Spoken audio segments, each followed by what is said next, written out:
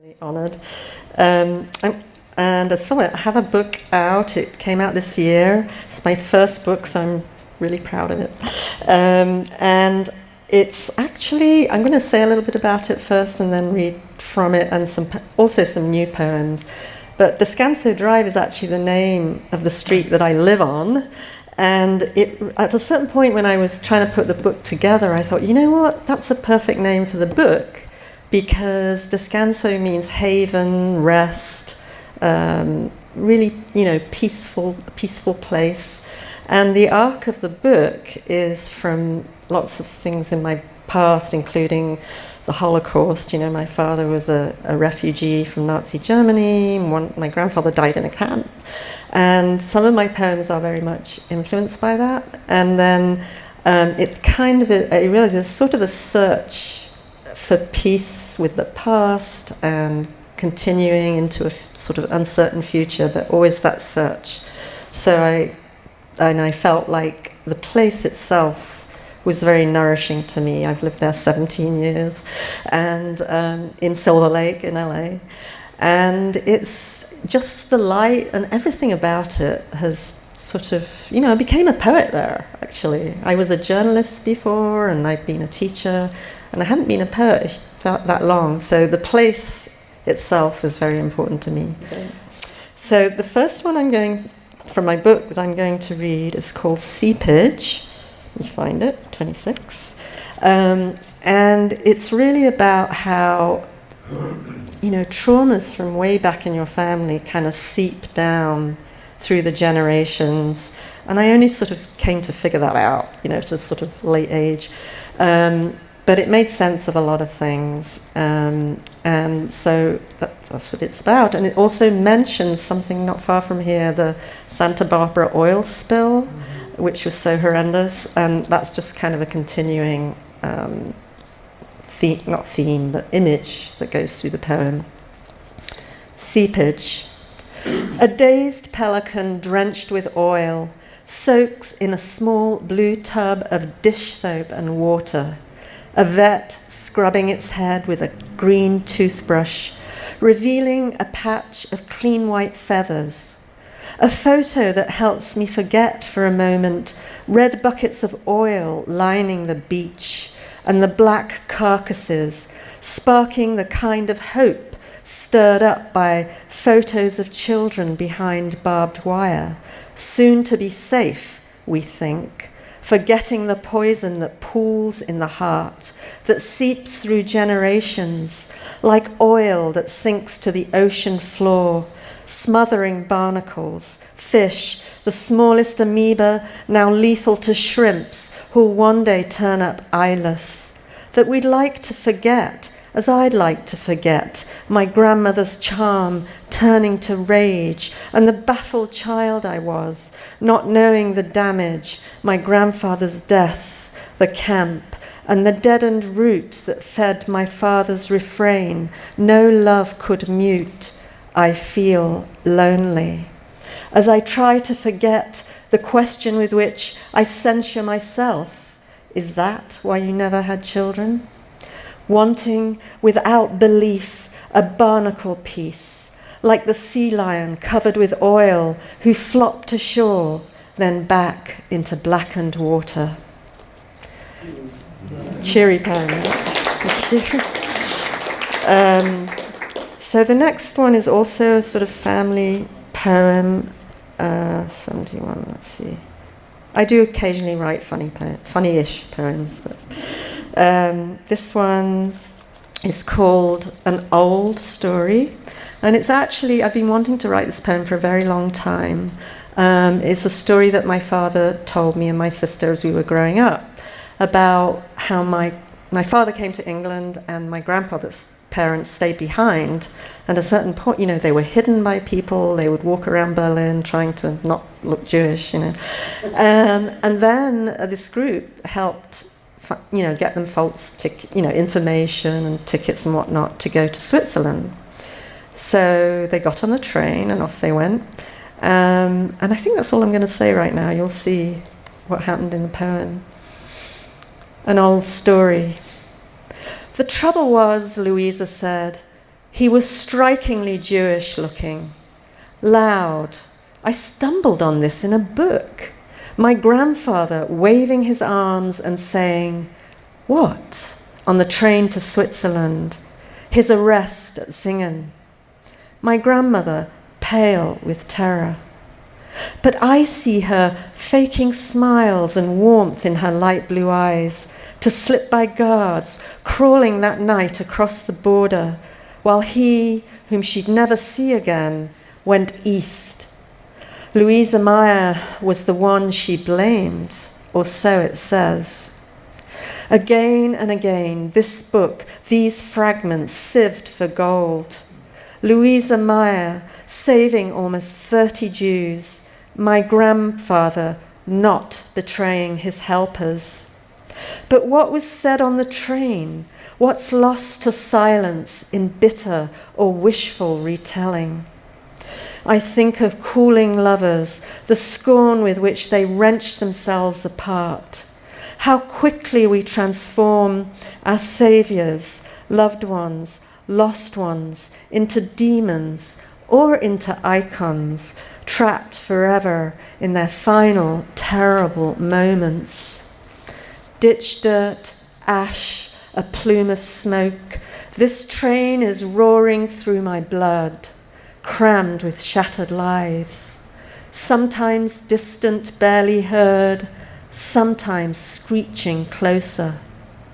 I hold on tight to this quiet room, the lamps, the books, the sleeping cats, and through the window, the large moon, still there, still there.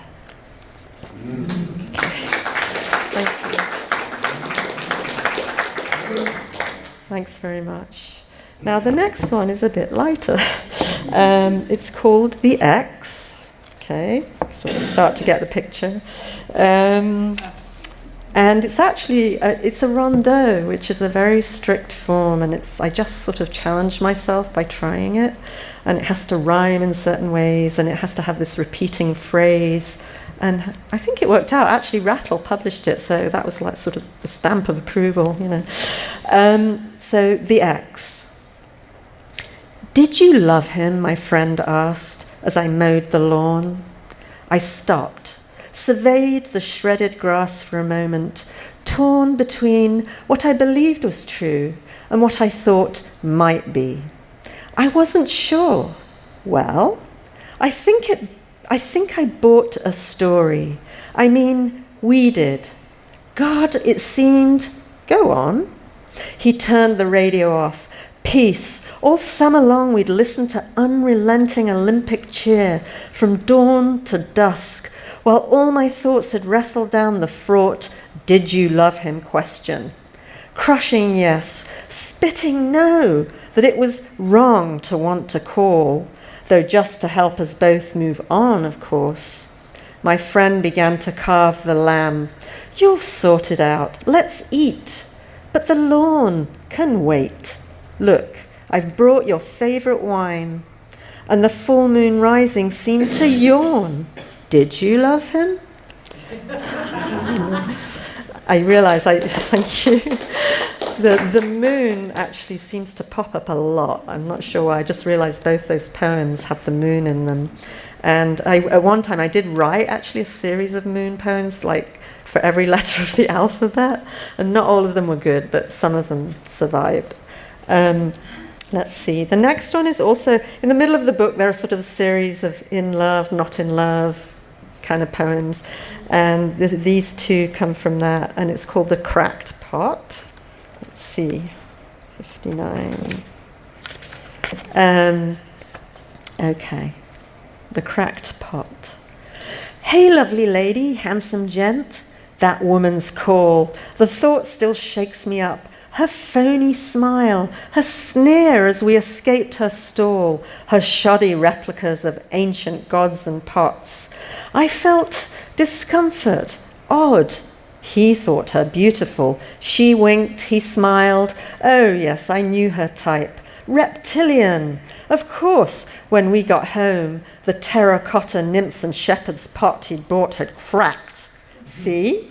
I was right, I said. It's cracked. I got a look, and then a note, then pain, of course, the wish to crack his head, and such delusions as, that woman cast a spell. In truth, I knew the spells that work the best are those we cast upon ourselves.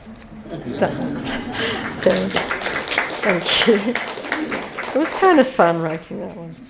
Okay, let's see. How am I doing for time? Okay? Yeah, pretty good. Okay. I am going to read a poem called Burrow Hill. Let's see, 46. This is a poem. It's also in the middle of all those love and loss poems, but actually, as the years have gone by, I felt like it really is a poem about loss, and it could sort of apply to other kinds of losses. And I guess at this point I'll mention that my father died at Christmas, and I have a couple of poems that were sort of influenced by that. And this too sort of could relate to that. It's called Burrow Hill. And Burrow Hill is a place near Leicester where my father and my stepmother lived for years, and where my stepmother, whom I really, really love, is still living. And we all went to this place, which is a very ancient place. It's an old hill fort from the Iron Age or something, and there's been a lot of archaeological digging there. So, Burrow Hill. They raise the dead here, sifting earth grain by grain, shard by shard. They found those dark stains that mark the pits and posts and shadows of an ancient town. Below, a whole Iron Age skeleton, his head resting on an arc of stones like pillows, more real than ghosts of you I bury daily, that fade to centuries now. There's something good in this, as if our hurts and griefs were pouring out with ancient blood and bone to merge with grass and stone again, our buried light flowing on. Old friend, across the miles, I send you grains of earth, these flaking stones and soaking rain, and everything that's in us. It kind of gets to me. Okay, so now I'm going to read a poem that's really appropriate for this place and for Marsha and Phil, who published it in Askew. And I was very happy that it was published there. And it was another one that I wrote started years ago and pulled out more recently and thought, yes, I can go somewhere else with this. And they obviously thought so because they published it. It's called The Missing Piece. Back then, in the long garden, beyond the lawn and flowers, the rhubarb, tangled gooseberries, beneath a plum, the child built her own hideaway, a den with old planks and twigs and grasses she'd cut from a vacant lot and tied in thick bundles for the roof, a shelter from rain or her father's voice, a place to be still in. Even then it was the labour, the almost there, that filled her. But the end was only twigs and grass and planks, and the bark of the plum she leaned against, wondering why she couldn't break out of her imprisoning skin, from thoughts zigzagging, multiplying like multitudinous bacteria beneath a slide.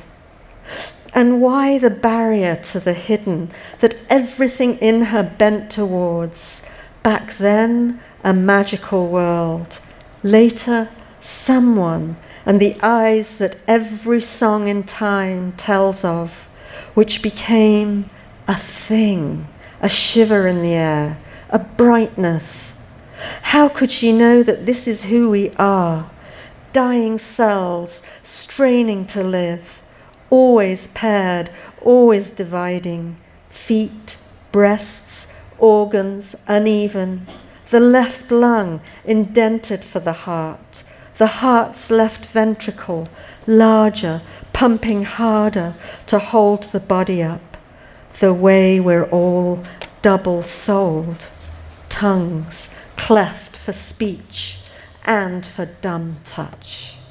How could she know how frail the link between what's seen and hidden, that some would call her vessel waiting to be filled, that she would work and work, stumbling through shadowy ditches until pleasure and then darkness, the unfinished building of it. Thank you. I was actually going to end there. Is that good? It works. Good. Okay, thank you. All right. Thanks again.